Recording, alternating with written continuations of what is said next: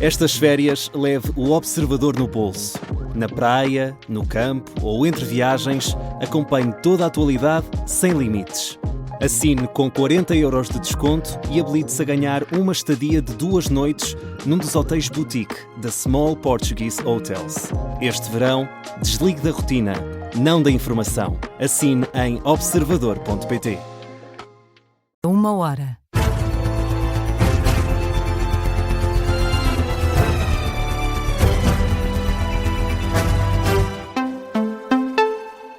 As notícias com Ricardo Lopes.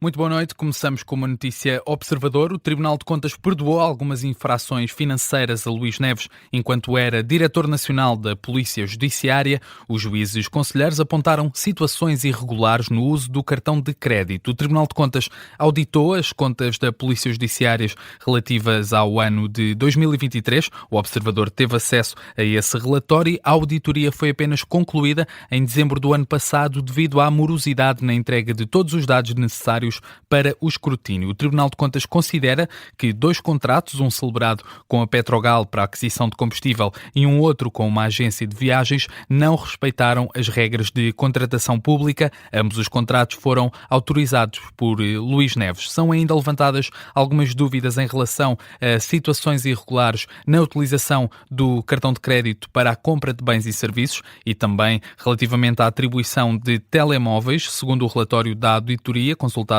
pelo Observador, o verdito das contas da Polícia Judiciária naquele ano de 2023 foi favorável com reservas. Foram identificados 11 aspectos que merecem reservas na conduta da gestão financeira da Judiciária.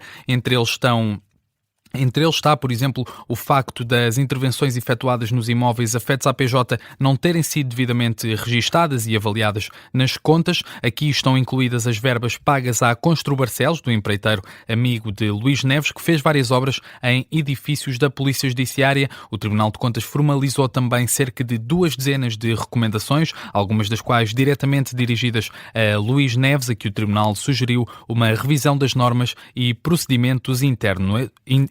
A esta hora faz manchete no site do Observador este artigo assinado pelo jornalista João Paulo Godinho. André Ventura acusa Luís Montenegro de cobardia política na reação à crise migratória em Ceuta. O líder do Chega diz que tanto a União Europeia como o Primeiro-Ministro estiveram mal e acusa Luís Montenegro de querer agradar a Pedro Sánchez. Acho que a Europa esteve muito mal e acho que o nosso Primeiro-Ministro esteve muito mal, francamente. Mais uma vez por cobardia política. Mostra-se que não é um Primeiro-Ministro com força, com capacidade de decisão, para agradar aos espanhóis.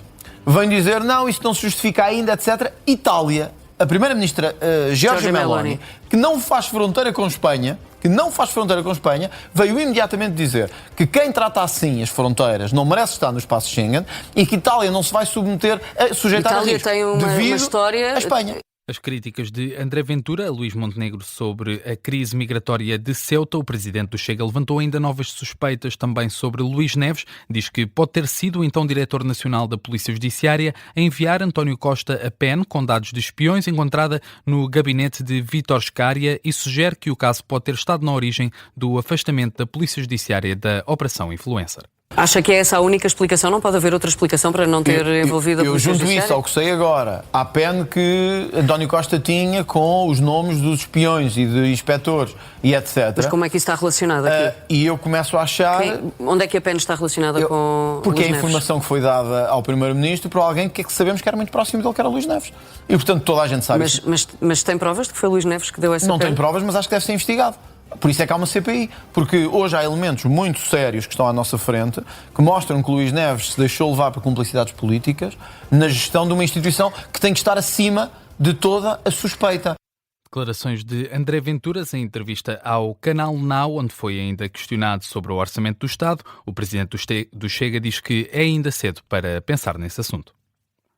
O Governo está focado no combate aos incêndios e vai estar atento às recomendações da Comissão Técnica Independente sobre os incêndios do ano passado. Foi o que garantiu o Secretário de Estado da Proteção Civil aos jornalistas depois da reunião sobre os incêndios que afetaram o distrito de Vila Real, nomeadamente o que começou em Valpaços no final de julho e que até este sábado atingiu cerca de 15 mil hectares neste concelho, sendo que se alastrou para Mirandela, Vinhais e Macete de Cavaleiros, já no distrito de Bragança. segurança. Rui Rocha admite que o mais importante é o combate aos incêndios, já que é a fase mais crítica da operação. Lembra que a época de fogos se vai prolongar até dia 15 de outubro, depois vai começar a pensar no dispositivo para 2027. Sobre a Comissão Técnica Independente que esteve no Parlamento, o governante diz que, quando for oportuno, vão ter em conta as análises e as recomendações para melhorarem o serviço.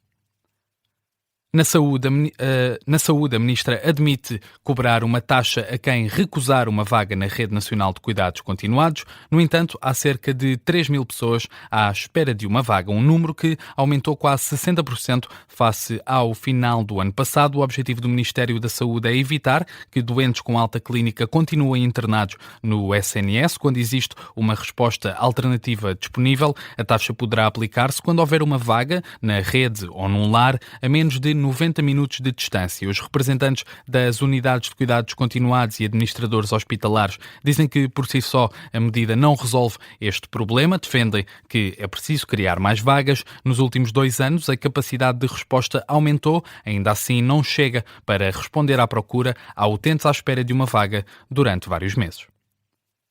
Em Ceuta, foi revisto em alta o número de mortes na sequência da crise migratória. São agora 79 vítimas. O Instituto de Medicina Legal de Ceuta recebeu os corpos de 79 pessoas que morreram ao tentar atravessar a fronteira para a Espanha. 2 pessoas terão morrido a tentar chegar à cidade, ainda antes da entrada em massa em Ceuta, enquanto os outros 77 morreram no mar durante a travessia. 2 dos mortos foram identificados através de impressões digitais, uma vez que estavam registados em Espanha, diz o comunicado.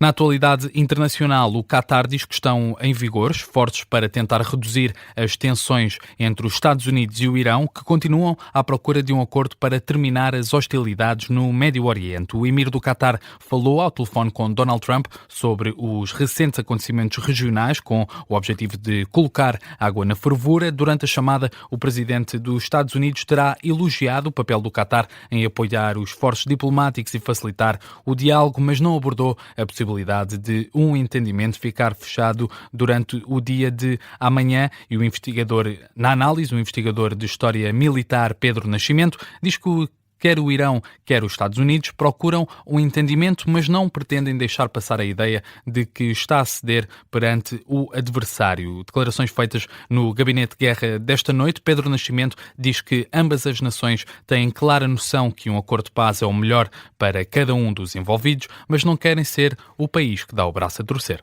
Eu creio que nenhum dos dois quer assumir uma negociação direta. E isto acontece porque na geopolítica, a percepção é muitas vezes tão importante como a realidade. Ambos querem um entendimento para reduzir a tensão no estreito, mas nenhum quer transmitir a ideia de que foi obrigado a sentar-se à mesa pelo outro. Por isso, a diplomacia está a avançar, pelo que parece, mas a narrativa continua a ser uma arma de guerra. A análise de Pedro Nascimento no Gabinete de Guerra desta noite da Rádio Observador. O investigador de História Militar destaca ainda a ação dos Houthis junto da Arábia Saudita. Diz que alarga o conflito a mais regiões.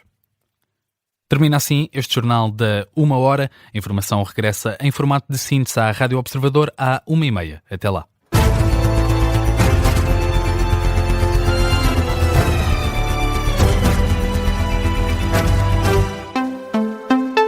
Este programa tem o apoio de BetClick.